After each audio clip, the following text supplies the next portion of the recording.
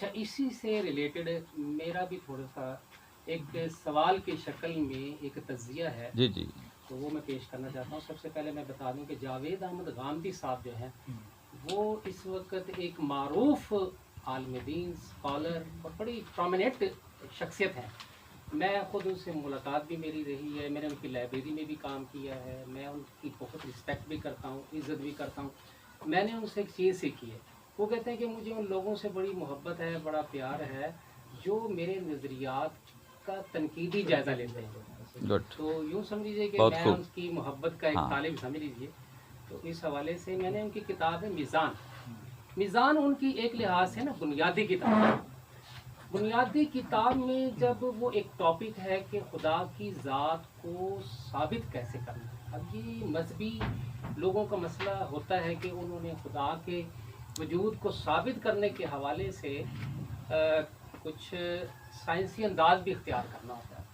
तो जावेद अहमद गांधी साहब ने अपनी किताब मीज़ान में ये अंदाज इख्तियार किया है। तो वो ये कहते हैं कि देखें, चीज़ों को जानने का जो इल्म है, एक तरीका इस्तिंबात का है कि हमें एक चीज़ मालूम है और दूसरी चीज़ हमने मालूम करनी है। ये मालूम से जो गैर मालूम है उसको अखज़ करना है, निकालना है, इस्तिंबात वो करते हैं।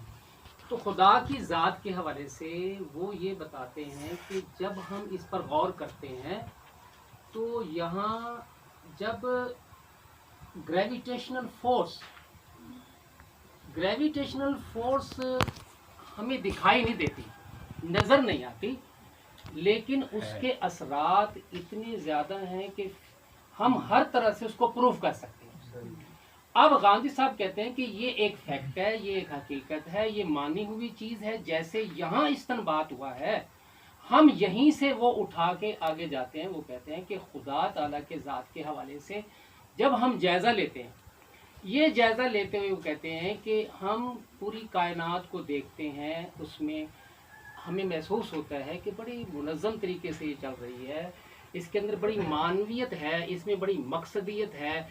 फिर इन सारी चीज़ों का जायज़ा लेकर वो ये कहते हैं कि अगर हम ये देखें तो फिर खुदा की जो सिफ़ात हैं, वो खुदा की सिफ़ात में कहते हैं वो आदिल है, वो अपना क्या कहते हैं रहीम है, इस तरह की सिफ़ात वो बताते हैं कि इन सिफ़ात के ज़रिए खुदा की ज़ात का जो है वो हम इदराक कर सकते हैं, इन सिफ़ात के ज़रिए इस्तिंबात कर सकते हैं।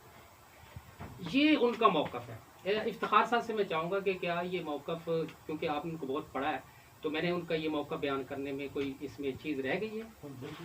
ये ठीक है कि उन्होंने कहा कि हमने ये सिफ़ात देखी हैं कायनात को देखकर, कायनात की मानवियत को देखकर, मकसद को देखकर, उसके रहमान और रहीम को देखकर।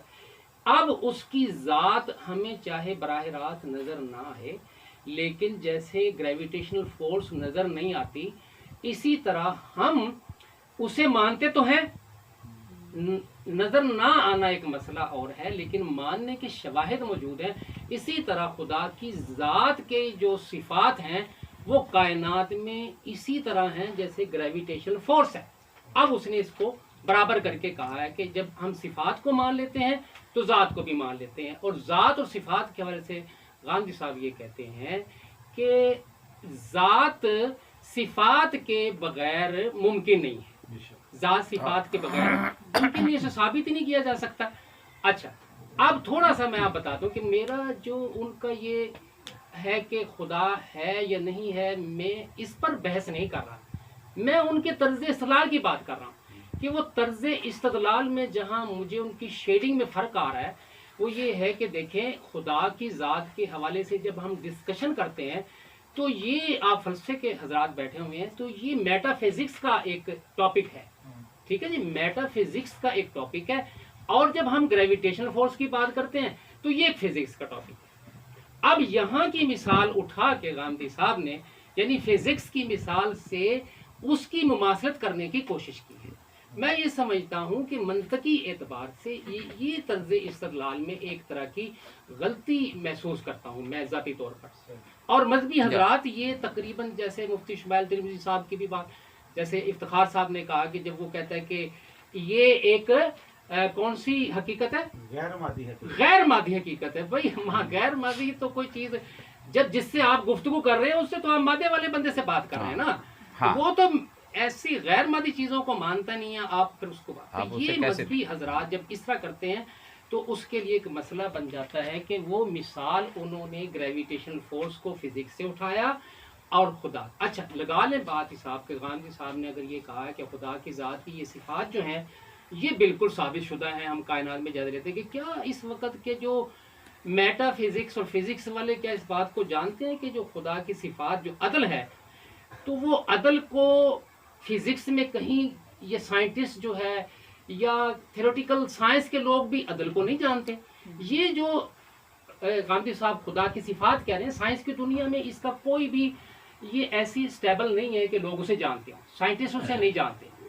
तो ऐसी सिफात को साइंसी दुनिया में साबित करना तकरीबन अभी तक तो नामुमकिन है, लेकिन वो इस मिसाल से लेकर ये काम करते हैं। तो इससे एक उलझन पैदा होती है कि आपने इधर से मिसाल उठाई है फिजिक्स की और अपनी मिसाल को इधर से बेशक आप ले रहे हैं, तो लेकिन ये दो अलग अलग टॉपिक खुद ही कर देते हैं। जब कोई इनसे साइंसी गुफ्तगू करते हैं कि जनाब आप खुदा को साबित करने के लिए साइंसी बात करें या साइंसी दलाइल दें, वो कहेंगे जनाब ये तो साइंसी मौजू ही नहीं है, ये तो मेटाफिजिक्स का मौजू है, हम मेटाफिजिक्स में इसी तरह की बातें करेंगे, हम मंतक से बात करेंगे, किसी और तरीके से बात करेंगे, अकल से बात करेंगे। तो ये उनका मौक़िफ़ था। मेरा उन पर ये तर्ज़ इस्तदलाल की जो शेडिंग है उस पे मेरा ये तबसरा है कि ये उनका हाँ जी, ठीक नहीं है। मिसाल को यूँ मुमासलत करके देना ये मेरे लिए तो इसे ना कबूल करना एक मुश्किल है। अच्छा, इस पर मैं तबसरा चाहूँगा, तो तबसरे के लिए मैं चाहूँगा कि इसमें मेरी और इफ्तिखार साहब की गुफ्तगू रहेगी, क्योंकि इफ्तिखार साहब ने गामती साहब को बहुत डीपली पढ़ा है। हम दोनों की निस्बत ये भी है कि इनकी मुलाकातें भी रही हैं, मेरी भी मुलाकात, दो मेरी मुलाकातें रही हैं, उनकी भी रही हैं।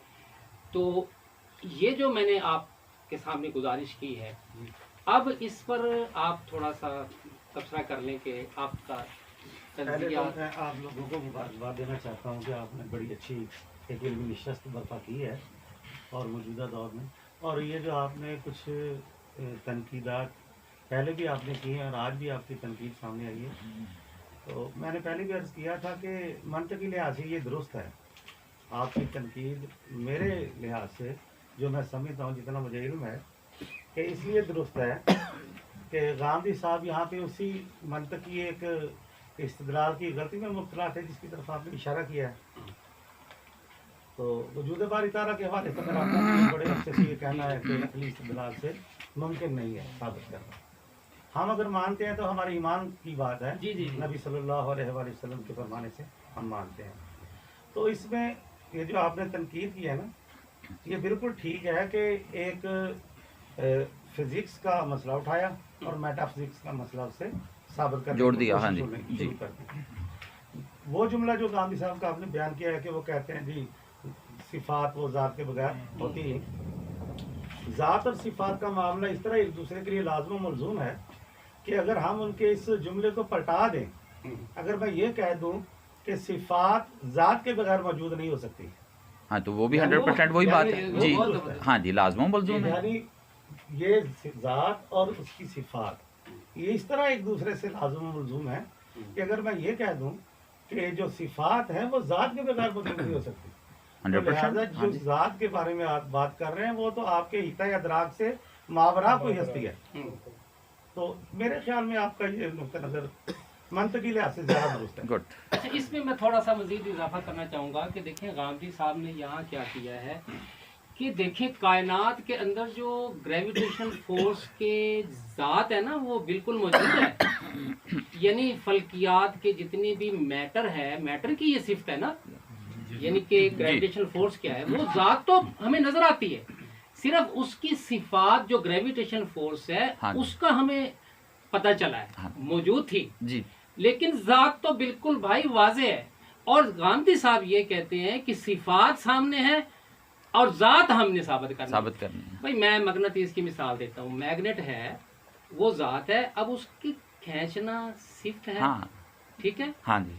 اب وہاں یہ بھی ایک فرق آیا ہے کہ یہاں مثال میں ذات تو بالکل عیاں ہے، نظر آتی ہے، اور جو غامدی صاحب کہہ رہے ہیں وہاں ذات نہیں ہے، وہاں صفات کو وہ کہہ رہے ہیں کہ نظر ہاں آتی ہے، صفات نظر آتی ہے، اس سے صفات ذات کو سے وہ ثابت ذات کرنا کو ہے ثابت جی کر رہے ہیں، حالانکہ اس مثال میں ذات نظر آتی ہے، صفات کو انہوں نے ثابت کیا، ثابت کیا جی یہ بھی ایک تھوڑا سا اگر سمجھتے ہیں کہ اس پہ ہے بات، تو اس پر مزید میں کچھ جی کہنا آپ چاہتا ہوں جی آپ بتائیں۔ کہ یہ ہوتا یہ ہے کہ ظاہر ہے کہ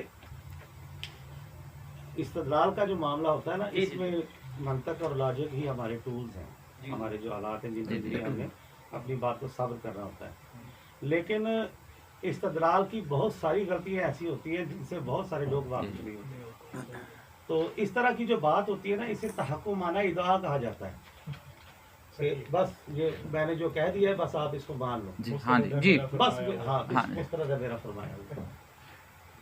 تو یہ جو ایک طریقہ ہے نا کہ جس طرح لوگ یہ ایک بڑی عام سی مثال دے دیتے ہیں کہ دیکھیں جی ہم چڑیا کو دیتے ہیں وہ زمین پر گرتی ہے، سیب وہ زمین پہ گرا، اور مادی مثالیں دے کے انہوں نے پھر غیر مادی ایک چیز کو ثابت کیا۔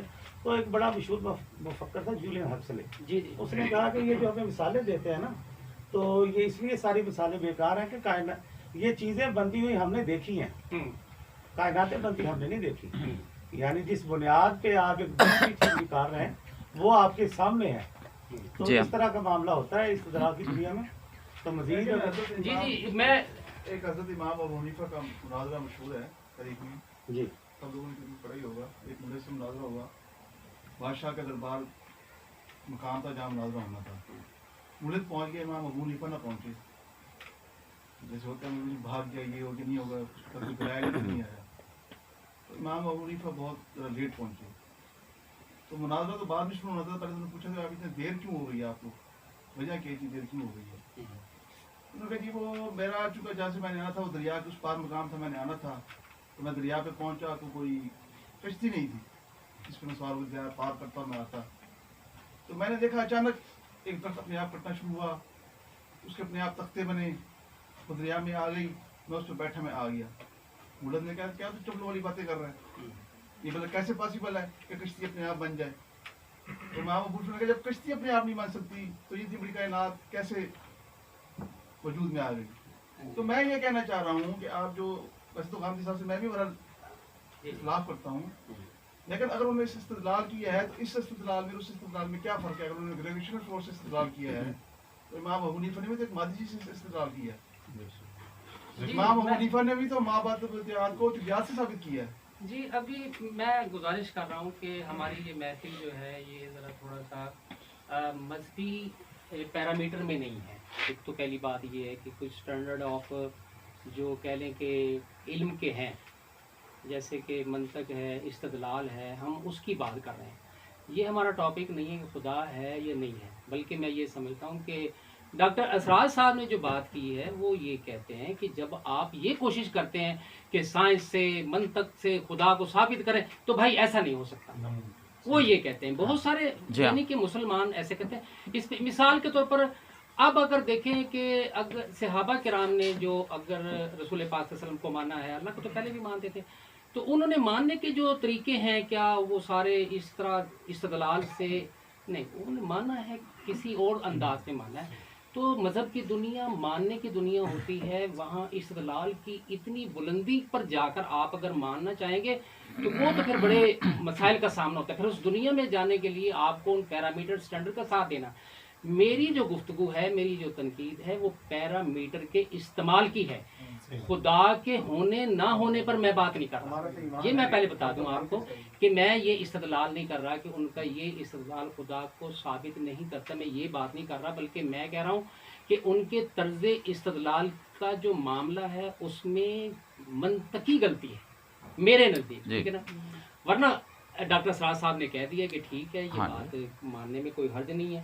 اور آپ کو یہ بھی میں آپ گزارش کرتا ہوں کہ یہ خدا کے معاملے میں جب ہم ڈسکشن کرتے ہیں، اہل علم بیٹھے ہیں، تو بھائی یہ تو انٹولوجی کا ایک ٹاپک ہے، آگے بینگ یہ وہاں استعمال ہوتا ہے، وہاں اس طرح کی فزکس کی مثالوں کا مسئلہ ہی نہیں ہے۔ پہلے آپ خود ہی تو جب یہ بات کرتے ہیں کہ جی دیکھیں اب خدا کو ہم سے منوانا ہے تو آپ فزکس سے نہ منوائیں، جیسے سر نے بھی بتایا کہ دیکھیے فزکس اور میٹا فزکس کے فرق کو رکھیں، تو ہمارے مذہبی حضرات کو بھی تو رکھنا چاہیے نا. میں یہ گزارش کر رہا ہوں کہ جب آپ کو یہ کیوں شوق ہوتا ہے کہ جی ہم نے سائنس سے، منطق سے، استدلال سے خدا کو ثابت کرنا. ہاں جی بھائی قرآن، گاندھی صاحب یہ کہتے ہیں کہ قرآن نے ایسا موضوع نہیں بنایا کہ خدا کو اس طرح ثابت کرنے کا.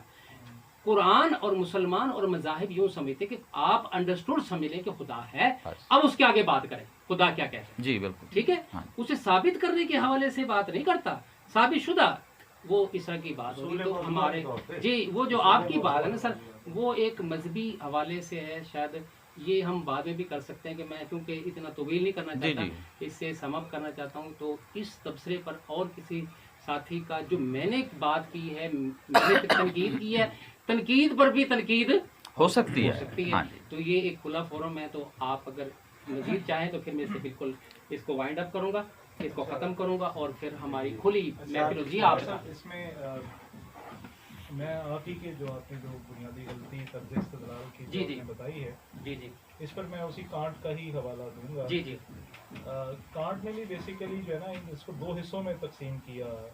مطلب اس نے کہا کہ ایک ہوتا ہے نومینا، ایک ہوتا ہے فینومینا. جی جی اس نے کہا ہم جو ہے نا اپنے حواس کے ذریعے یا اپنی ریزن اور ریشنل کے ذریعے ہم جان سکتے ہیں صرف فینومینا کو، یعنی جو یہ مادی کائنات اور یہ سارے معاملات، یہ ساری چیزیں، دنیا اور سارا کچھ. اس نے کہا کیونکہ نومینا کو ہم نہ تو اپنی عقل سے جان سکتے ہیں، نہ ہم اپنے حواس کے ذریعے، نہ سینسری نالج کے ذریعے ہم اس تک پہنچ سکتے ہیں. تو نومینا تو ہمارے اس سے باہر ہو گیا. ٹھیک ہے، نومینا بیسیکلی وہ کس کو کہتے ہیں؟ نومینا وہ یہی میٹا فزکس کو کہتا ہے. نومینا وہی ہے خدا کی ذات، تصور خدا کا جو بحث، جو ایک موضوع ہے فلسفے کا، کوئی ہستی ہے کہ جس نے سب کو تخلیق کیا، وہ بیسیکلی اس سینس میں بات کرتا ہے. تو یہاں آپ نے جو بات کی تو کانٹ کا بھی پوائنٹ آف ویو بیسیکلی وہ یہی ہے کہ نومینا اچھا تائید کر رہے ہیں. ٹھیک ہے، ہاں جی یہی ہے. اچھا میں جی ہوگی بات آپ کی. آپ کے سوال پوچھیں. تو میں یہ کہہ رہا ہوں کہ پہلے آپ نے بتایا کہ انسان دوسروں پہ ڈیپینڈ سبھی آیا اچھا.